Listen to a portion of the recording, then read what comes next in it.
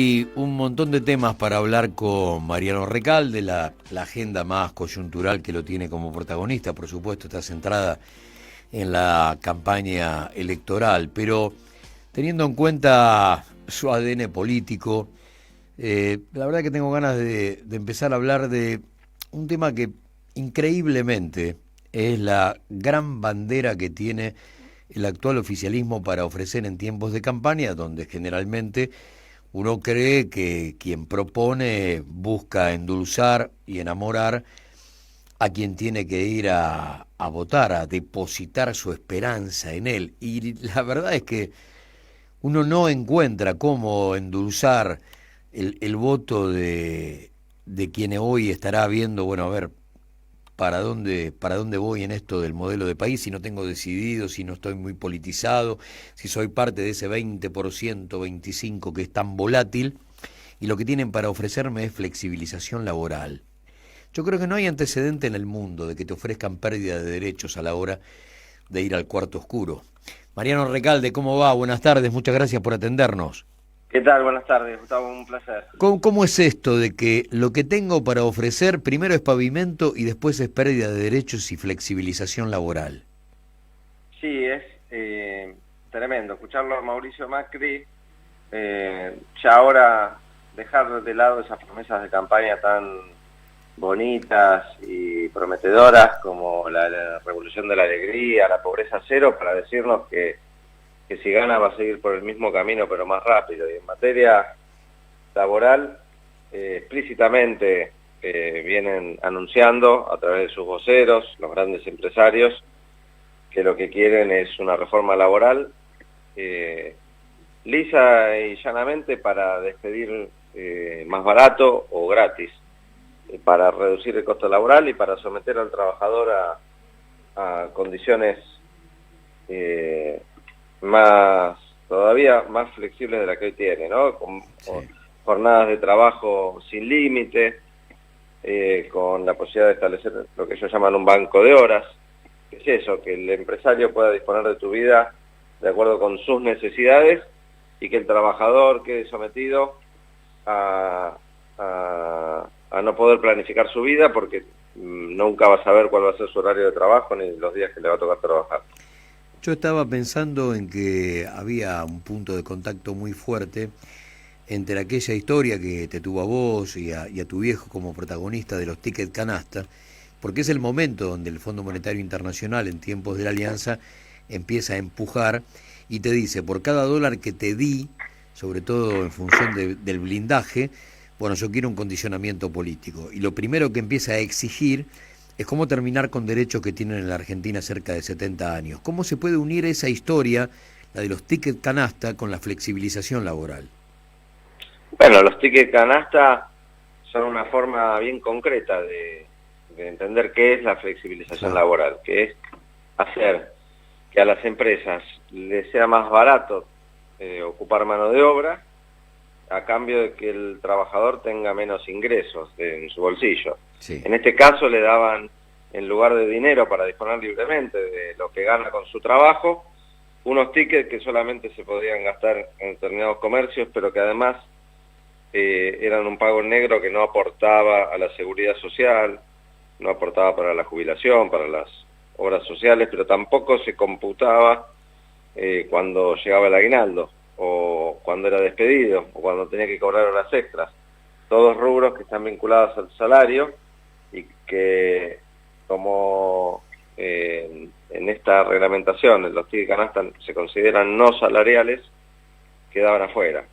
Es parte de esa lógica. ¿Y cómo lo querían mantener? A fuerza de coimas, a fuerza de comprar voluntades, comprar funcionarios.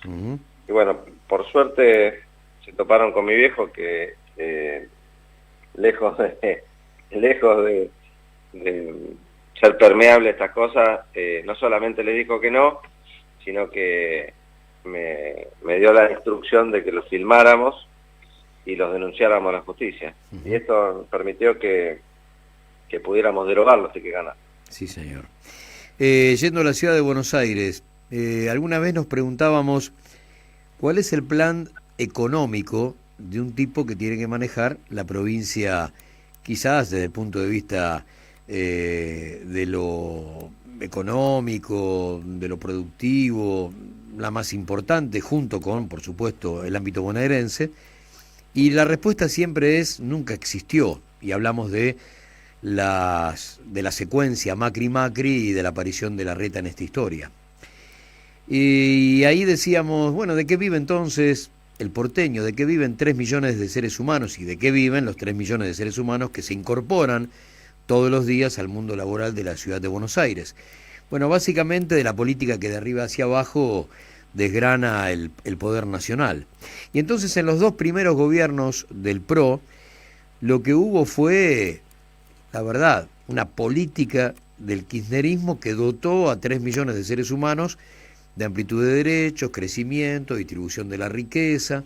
Y resulta que ahora empezamos a observar que el gobierno de Larreta padece la pesada herencia de Mauricio Macri, porque el aumento de la pobreza, de la gente en situación de calle, la verdad que es alarmante. Y eso tiene que ver con un responsable, que es el gobierno nacional. ¿Coincidís con esta lógica? Sí, pero te agrego que hay un hecho final, se llama coautoría. Sí. Porque por un lado están las políticas que desde el gobierno nacional lleva adelante Mauricio Macri, que generan miseria, exclusión, que se rompan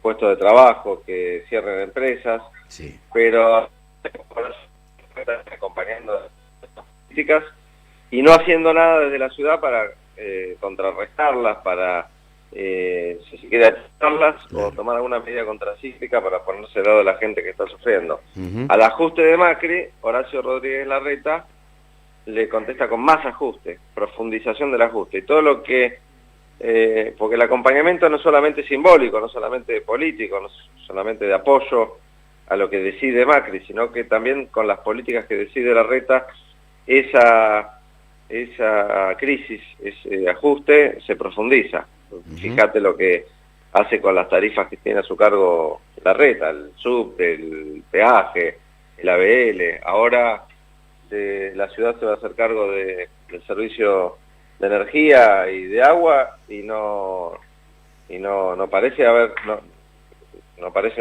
han confirmado que van a mantener la misma política tarifaria. Claro. Así que es una mezcla de las dos cosas. Uh-huh. ¿Cómo se labura en campaña en un territorio tan árido, tan, complejo para el campo nacional y popular?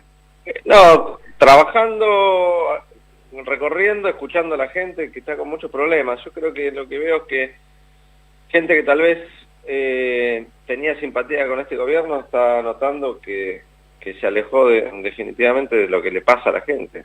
Es un gobierno muy rico que se da muchos lujos, mientras que la mayoría de los porteños y las porteñas la están pasando mal. La está pasando mal el que vive en la calle, por supuesto. 7.521 personas durmiendo en la calle es un número escalofriante. Pero también la gente que perdió el trabajo, y la gente que no perdió el trabajo, que no llega a fin de mes, que le cuesta pagar el alquiler, que tiene que vender el auto, los pibes y las pibas que nos cuentan que tuvieron que volver a vivir con sus viejos porque no pueden mantenerse. Hay una enorme, yo diría la mayoría de los habitantes de la ciudad la están pasando peor, y están buscando una alternativa política para ver si logramos que cambien las cosas otra vez. Uh-huh. Y bueno, en eso estamos, y la verdad que con Matías Lamens tenemos la chance de hablarle a ese electorado que la está pasando mal, pero que todavía tiene prejuicios con el peronismo, con el kirchnerismo. Sí. ¿Qué le genera de nuevo al viejo kirchnerismo la amplitud del frente cada vez que se va a charlar con los vecinos? ¿Qué aporta de nuevo la amplitud de un frente más plural, donde aparecen otras tradiciones políticas? ¿Qué generó a partir del arranque de la campaña? No, la verdad es que generó entusiasmo y mucha adhesión. Por supuesto que la diversidad aporta matices, miradas y volumen a una fuerza política que tiene que encarar esta elección, y de esa manera lo estamos haciendo, con la idea de ganar, no de hacer una buena elección y ser una oposición con un legislador más o un legislador menos. Queremos cambiar el gobierno y tener de una vez por todas en la Casa de Gobierno de la ciudad a alguien que esté del lado de los vecinos y que fije a la hora de asignar recursos otras prioridades. Sí. Por ejemplo, la educación pública, que ha sido tan relegada en estos 12 años de gobierno de Macri y Larreta. ¿Qué significarían para la República Argentina 4 años más de Cambiemos? La verdad que me preocupa mucho pensar que Mauricio Macri siga gobernando la Argentina 4 años más. ¿Qué nos espera en materia de trabajo? Y cuando digo trabajo no hablo solamente de los trabajadores, sino de los pequeños empresarios, los comerciantes que están ahogados, que están viendo cómo sobrevivir 4 años más de tarifazos, de ajuste, de endeudamiento, de esta política tan agresiva hacia las familias. Me parece que sería terrible. Mariano, un gran abrazo, gracias por todos estos minutos de tu tiempo. Este es un laburo que, si bien nos queda poquitito para las PASO, se ensancha pensando en los comicios por los porotos en octubre, y fundamentalmente se apunta, sobre todo en la ciudad de Buenos Aires, donde en función de su constitución es muy difícil que no haya segunda vuelta, a un partido de largo aliento. Así que seguramente nos vamos a volver a comunicar brevemente, porque insisto, es un partido de largo aliento. Así es más o menos como aparece en la lógica, en la dinámica que tiene el voto porteño, ¿no? Daría la sensación que... Y así va a ser. Que uno va a segunda vuelta. Con alargue y penales. Sí, señor. Gran abrazo, Mariano. Un abrazo. Gran abrazo. Mariano Recalde, primero en función, como decíamos, de su ADN político, sindical, el viejo, hablando de lo que puede llegar a suceder con flexibilización laboral. A mí me gustaría parar un segundo allí antes de volver al tema Capital Federal o si querés, la nueva ciudad autónoma de la ciudad de Buenos Aires. A ver, ¿qué es flexibilización laboral? Flexibilización laboral es volver a un país preperonista. Es comenzar a obtener mayor rentabilidad sobre la base de la semiesclavitud de millones de seres humanos. Punto y aparte. No es otra cosa. Es como encontrar condiciones de despido mucho más sensibles al bolsillo del empleador que cómo multiplicar las fuentes de trabajo. No más. ¿Cómo son las experiencias que ha tenido la Argentina? Porque esto no es nuevo. La modificación a la ley de contrato de trabajo en los 90, el menemismo, nos metió en eso. Esa ley generó el avance de un triste fenómeno que todos más o menos conocimos como las pasantías. Era el momento donde el laburante, con sueldo pauperizado, era su propio contratista, porque el tipo facturaba y parecía que era como su propio empleador. Ese momento comienza a dinamitar el mundo del empleado con relación de dependencia. Y te amaga, te amenaza con que todo lo nuevo será pauperizado, flexibilizado, que se acaban los derechos. Y entonces, acordate, facturando, que había nacido eso solo para presentar comprobantes de un laburo eventual, terminó siendo la forma en que vos cobrabas trabajar 8 horas de lunes a viernes en el mismo lugar todos los días, cosa que de eventual no tenía absolutamente nada. En ese mismo momento se decreta, casi como frutilla del postre, la reducción de los aportes patronales. Bueno, ya está, tenés todo, ¿sí? Podés echar cuando querés, porque la vas de un contrato que no requiere de indemnización y finalmente la justicia te amparaba si vos con 2 testigos recurrías a ella para demostrar que vos no eras un laburante eventual, sino que vos cumplías horario de lunes a viernes en ese mismo laburo. Muy bien. ¿Cómo termina todo eso? con 24% de desocupación, 53% de argentinos debajo de la línea de pobreza, 180.000 millones de dólares de deuda externa y el aparato productivo destrozado. Con un fenómeno nuevo después de la alianza, que intenta consolidar las bases de aquella modificación menemista de la mano de la ley Banelco. Si sos muy joven y no sabés de lo que estoy hablando, la ley Banelco es el máximo requerimiento que le hace el Fondo Monetario Internacional a De la Rúa después de casi 50.000 millones de dólares de blindaje. Por cada verde, un condicionamiento político y flexibilización laboral era el tiro de gracia a tantos años de derecho en la Argentina que nos habían hecho singulares en América Latina. Muy bien, no dan los votos.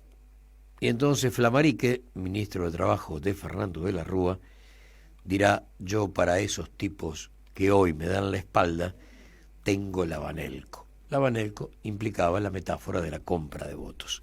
Bueno, eso sale. Ya está, reina un ratito. Hasta principios de 2004, cuando Néstor Kirchner y Carlos Tomada terminan con esa locura. Y a partir de allí, otra vez, creación de empleo, 6,5 millones en el lapso 2003-2015, sueldos fuertes a través de paritarias que regresaban después de 10 años de silencio, y a partir del salario obrero se dinamiza el círculo virtuoso de la economía. Salarios fuertes, con poder de compra, demanda comercial para que haya demanda industrial, y si tengo las dos demandas, tengo demanda laboral. Así de sencillo, así de fácil. Bueno, ese mundo ya pasó por acá, y lejos, muy, pero muy, muy lejos de garantizar multiplicación de fuentes de trabajo, insisto, se terminó con 1/4 de la población de brazos cruzados. Vamos a repetir la historia. Mirar para atrás y a observar que no hay en ninguno de los dos grandes procesos de crecimiento económico después de aquel de principios del siglo XIX, de finales del siglo XIX, principios del siglo XX, de la séptima economía del mundo sin distribución de la riqueza, 20 familias que no saben lo que hacer con la guita y un pueblo muerto de hambre, en los otros dos procesos posteriores, que son del 64 al 74 y 2003-2015, en ninguno de esos dos procesos de crecimiento económico se creció sin derechos. Imposible. Está matemáticamente demostrado. Porque esos millones de seres humanos que pretenden pauperizar son la máxima fuente de consumo que tiene la República Argentina. El 70, el 72% de lo que se produce en nuestro país es para consumo interno. Bien, con sueldos a la baja, trabajadores pauperizados, sin indemnización por despido. ¿Quién es el que va a consumir? Es la gran pregunta que tiene que hacerse desde su borrachera ideológica el tipo que está rezando por someter al trabajador y dejarlo sin derechos y fabrica pantalones. ¿A quién se los va a vender? El que fabrica zapatos, ¿a quién se los va a vender? El que fabrica zapatillas, alimentos, cuadernos, ¿a quién se los va a vender? El que fabrica lavarropas, cocinas, muebles, ¿a quién se los va a vender? Bueno, de eso se trata, de que tengan conciencia histórica, se informen un cachito y observen cómo fueron las curvas de crecimiento en la República Argentina con plenas facultades de derecho. Un trabajador pauperizado, 45 millones de argentinos, porque de manera directa o indirecta todos dependen del laburante, desde aquel integrante de la familia que por su edad no labura hasta aquel que forma parte de la clase pasiva, todos están encadenados al trabajo de 10 u 11 o 12 millones de activos en la República Argentina, a gritar en cada esquina que sin derechos no hay forma de tener economía fuerte. Y la historia lo grita. Bueno, era ineludible comenzar a hablar con Mariano Recalde sobre las bases de flexibilización laboral, que es la gran promesa de campaña que tiene Cambiemos para ofrecer. Es muy loco la previa de este comicio, porque los tipos te ofrecen, no es que te ofrecen, te tiran casi como si fuera un cachetazo, pavimento, control social de la mano de la represión y la inauguración de las pistolas Taser y dejar al mundo laboral sin derechos. No creo que haya ningún antecedente en la política contemporánea mundial donde pavimento, represión y pérdida de derechos sean los elementos que vienen a enamorarte. La verdad, para mí, es un dato nuevo. Quedará como el dato más triste de la historia política nacional, sin duda, sin duda. Pero bueno, ahí está, Cambiemos. De cara a los próximos comicios, como si no hubiera sucedido absolutamente nada entre 2015 y 2019.